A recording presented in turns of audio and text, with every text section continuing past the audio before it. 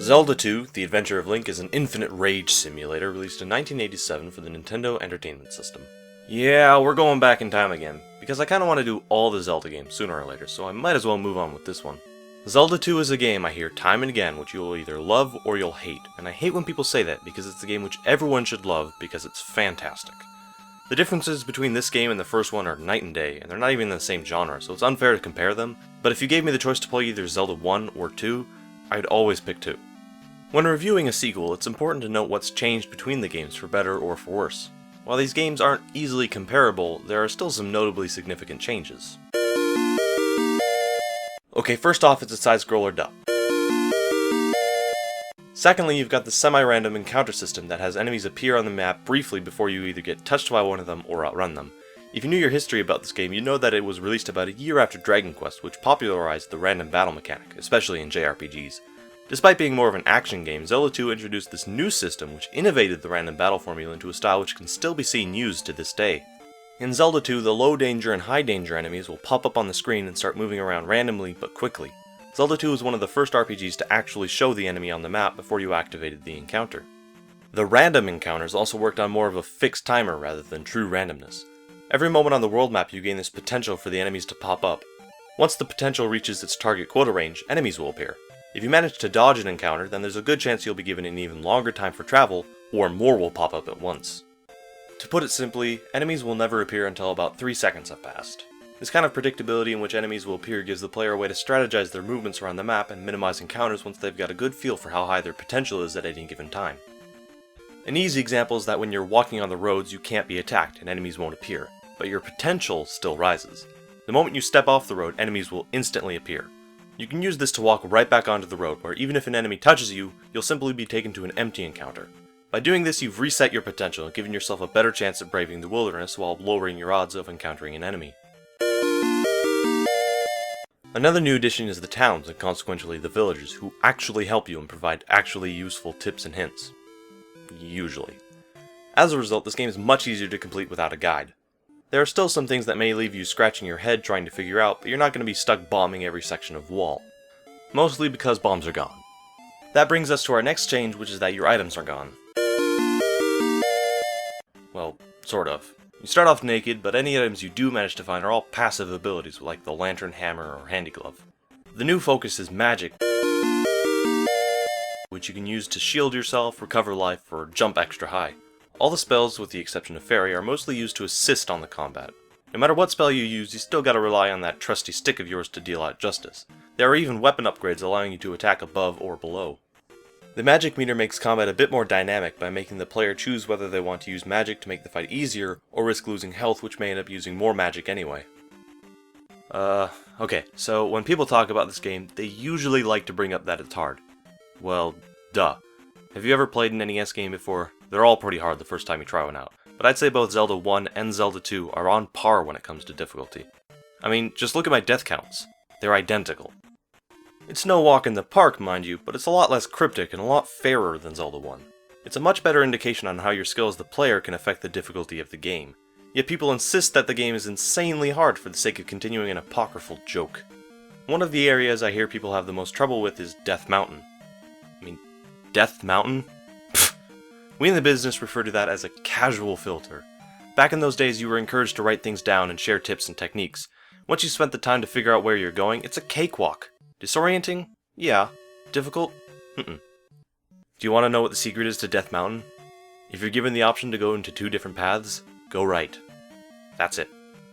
Except for this part, then you go down, but that's a Spectacle Rock, not Death Mountain, so it doesn't count. I'd say the highest spike in difficulty is actually after Death Mountain in Palace 3, where the blue iron knuckles are introduced. They take about 10 hits to kill while you time your attack to dodge the incoming knives, and remember to hold your shield in the correct position. I love the blue iron knuckles because they're a combination of normal iron knuckles and the Garaya, 2 enemies which I think best utilize the new combat mechanics. By squeezing the 2 together, you've got a real imposing test of skill. The beauty of this dungeon's design in particular is that you can cast Fairy to fly over the first one, and if you're clever you can scoot past the second one, but the very next room is the boss, which is just a 3rd one on a horse. But lucky you, because after he's off his horse, he actually takes fewer hits to kill than a normal blue knuckle. No matter how clever you think you are, the game is always one step ahead of you and makes sure that you know it, and that's fucking awesome. A very common, and perhaps the biggest complaint, is that when you lose all your lives, you restart back at the beginning temple thing, unlike the first game where you'd restart at the beginning of the dungeon. And yeah, that's pretty stupid, I'll give you that, but consider this counter-argument. Part of the challenge can be found on making your way back to the dungeon itself. Not just finding the dungeon, but traveling back when you inevitably die in them. The first dungeon has a cave with one of those guys that look like a baby Ohm from Nausicaa, and a short desert. Dungeon 2 has a cavern with a couple Garaya and a swamp to go through. Death Mountain isn't that hard, shut up, and Dungeon 3 has the graveyard, a short cave, and a small beach. That's a progression of difficulty to accommodate your increased combat abilities and keep things challenging, but it's also really easy to avoid adversity if you know your way well enough. It also gives death consequence rather than whoopsie die, try again. Then there's the bosses, and boy do I love these bosses.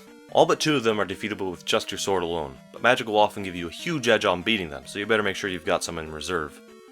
With the exception of Karok, all of them are about hitting their weak spot, often the head, but they come in different shapes and sizes and have different ways of attacking you that makes them all feel unique, but still somewhat familiar. In fact, almost all the enemies in the game take damage when you strike the head, making your initial strategy for bosses an obvious one, unless say one of them was wearing a spiky helmet. They're challenging, but fair. Except for Karok. And Darklink. And I guess to a lesser extent Rebenek. Now I know that's not mind-blowing boss design, but you have to admit it's better than Zelda 1's where they kept reusing them. I'm not trying to discredit that game, I just like these bosses more. I mean, if you think about it, really the only downside in the boss department is that Darklink will ram a fiery torment up your ass with a terrifying intensity and relentless agonizing churning of his steel-hard pissing cock. Or he could just abuse a bug in his programming. Nah, I'm just kidding, I did it authentically. He's really not that bad, honestly. People are so influenced by how other people say how difficult he is that they usually wimp out and abuse the corner glitch. Much like the rest of the game, Darklink is not that hard. Give him a fair shot, you'll find he goes down fairly easily. My first time through, I had a harder time with Thunderbird. I had a harder time with Rebenak. I had a harder time just getting to the Great Palace on the path which I've henceforth entitled Fury Road. Now I'm not saying Zelda 2 isn't hard. It is. But it's not nearly as bad as the nightmarishly relentless difficulty it's come to be known for. Okay, I kinda lost wherever I was going with that, but I like Zelda 2. The game controls well, you've got good air control, good sword functionality, enemies that complement your new combat, great level design, and good direction. Listen, I don't want to talk your ear off about how good I think this game is, although I know I definitely could if I wanted to. But before I close, I just want to highlight the opening segment of the game to show you just how open and inviting Zelda 2 actually is despite its reputation. When you start the game, you've got 2 towns and 4 caves.